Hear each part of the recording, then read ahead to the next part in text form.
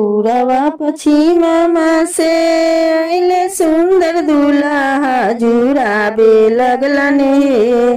सासुआ पनि नयनामा जुराबे लगलन हे।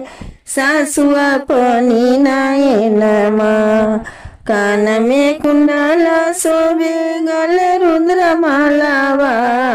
रेशमा के डोरिया आम के कंगनमा बजैते आबे हे।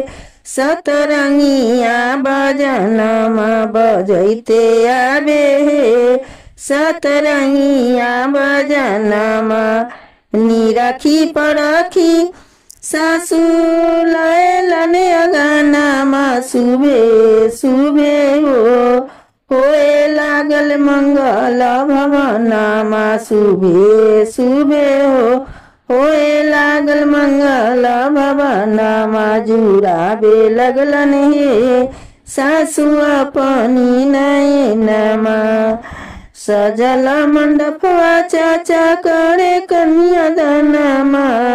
बेदिया तरहे होबे लागल सिंदूर दानमा। बेदिया तरहे होबे लागल सिंदूर दानमा जुराबे लगलन हे।